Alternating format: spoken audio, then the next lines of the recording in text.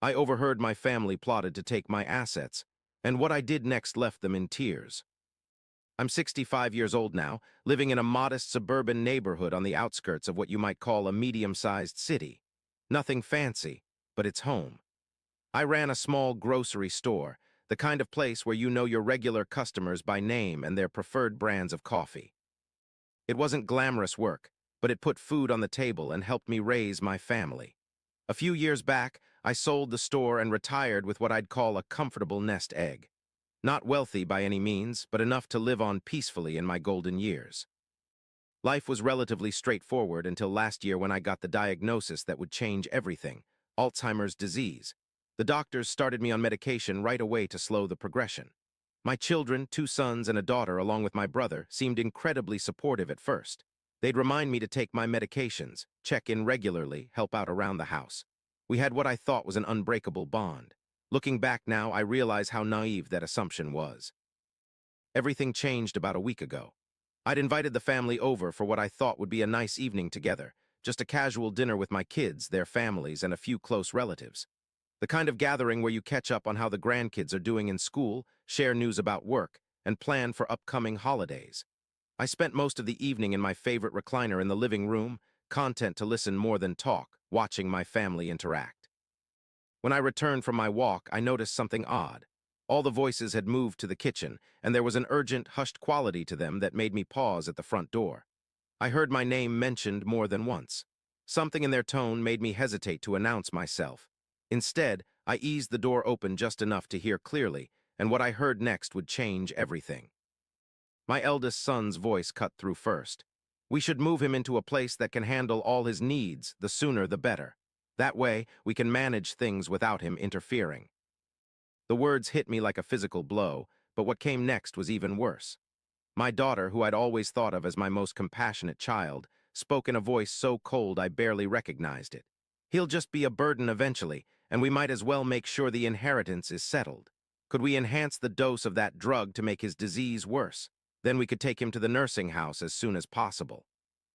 My brother, who I'd trusted implicitly all my life, chimed in with, "Exactly. We can't afford to wait until he's too far gone to make rational decisions.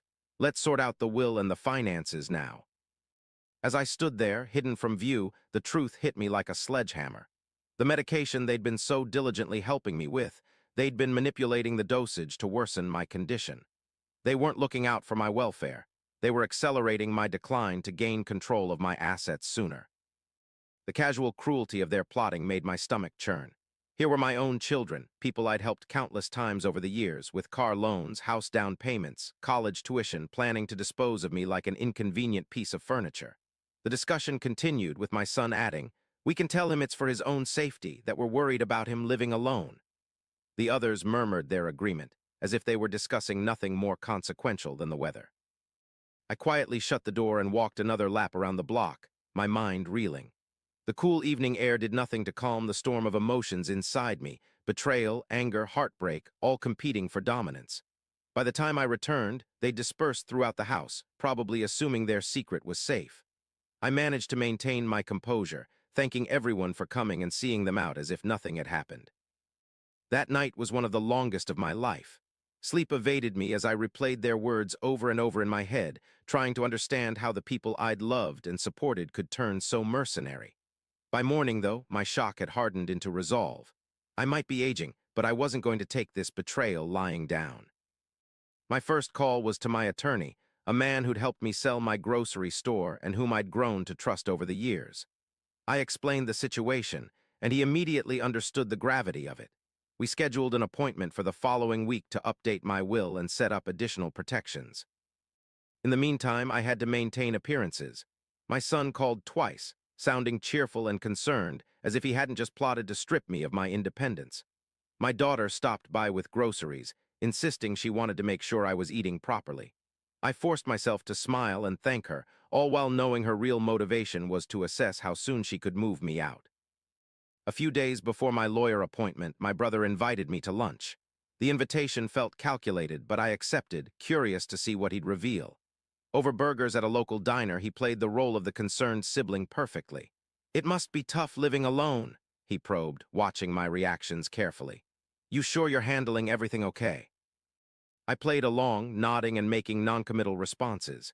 He pressed harder, suggesting that supervised care might be beneficial. I noticed how he avoided the phrase nursing home, as if softer language would make his true intentions less obvious. That same afternoon, my daughter arrived unannounced with a stack of brochures for assisted living facilities.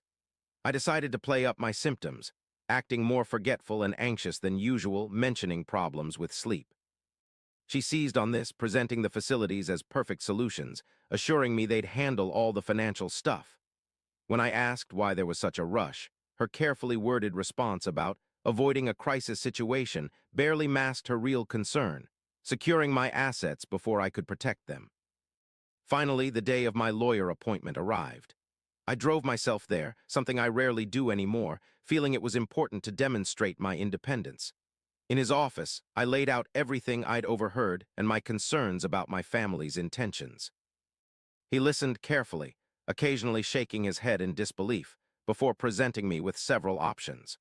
We started by revising my will to significantly reduce the inheritances of those who'd plotted against me. Then we created a new power of attorney arrangement, designating a neutral third party to oversee any medical decisions if I became incapacitated. Finally, we established a living trust that clearly stated my intention to remain in my home as long as medically feasible, with the stipulation that only a certified physician could deem me incapable of self-care.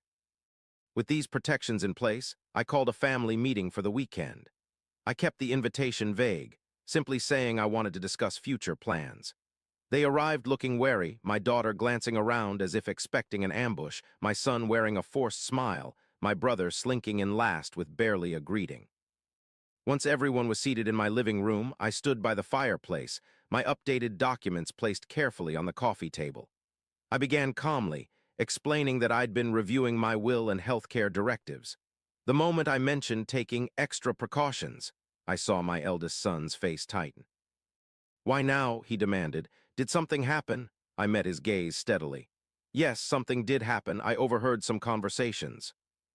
The room went dead silent. My daughter started fidgeting with her sleeve, while my brother's eyes darted everywhere except toward me. I continued, explaining that I'd heard their discussions about forcing me into a nursing home and securing their inheritances.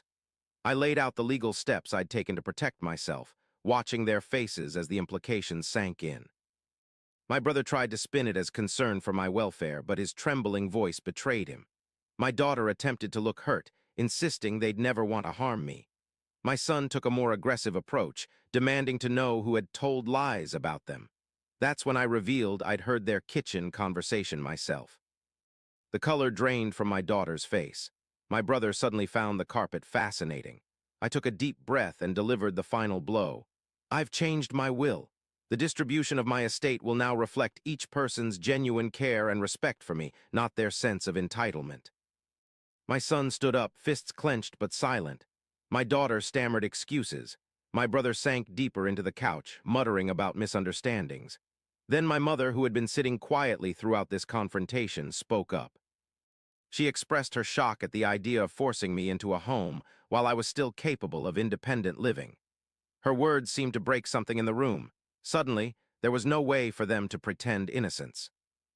One by one, they tried to backtrack, claiming they'd never intended to act against my wishes. I ended the meeting by stating simply that if they truly cared about me, they needed to show it through actions, not words or brochures. I reminded them that I now had legal protections in place, then dismissed them to file out of my home in stunned silence. The aftermath was predictable. My son started showing up with expensive gift baskets and offers to help around the house, transparent attempts to curry favor that I politely but firmly rejected.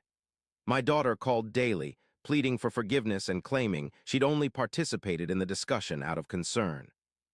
When I pressed her about the inheritance talk, she finally admitted to financial troubles, hoping my estate might provide a solution. I told her to fix her own finances without counting on an early inheritance. My brother tried a different approach, hosting a family barbecue where he promised no one would mention healthcare or finances. I attended, and true to his word, the conversation stayed light for most of the afternoon. But by the end of the day, he pulled me aside to suggest I reconsider the will changes, saying, "After all, we're family." I simply replied that family doesn't conspire behind someone's back to take their money. Weeks passed and guilt seemed to weigh on them. They organized what amounted to an intervention, urging me to forgive and forget. But their apologies still carried an undertone of self-interest, focused more on regaining their inheritance than rebuilding trust. What they failed to understand was that while I might eventually forgive them personally, I would never remove my legal protections. Some lines, once crossed, change things forever. The final legal documents ensured that as long as I remained mentally competent, no one could override my wishes. My revised will now favored a distant cousin who'd always shown genuine care for me, with the bulk of my estate designated for various charities. My immediate family would receive smaller shares, contingent on meeting certain behavioral guidelines, all perfectly legal under state law. When word of these changes spread, my children and brother erupted in anger again, claiming I was punishing them unfairly. One left a voicemail insisting that blood deserves more than some random charity. But their sense of entitlement only confirmed I'd made the right decision. My revenge, if you could call it that, was simply securing my autonomy and ensuring they couldn't profit from discarding me. Over time, the tension has begun to ease. They've started reaching out more carefully, focusing on my actual well-being rather than my assets. Whether this represents genuine change or mere acceptance of reality, I'm not entirely sure. But at least I can live in peace, knowing I won't be tossed aside before my time. Sometimes the hardest lessons come from the people closest to us. I've learned that betrayal can appear where you least expect it, but it's never too late to stand your ground and secure your future on your own terms. My story isn't about revenge or punishment. It's about protecting yourself and ensuring that those who truly care are the ones who benefit from your legacy.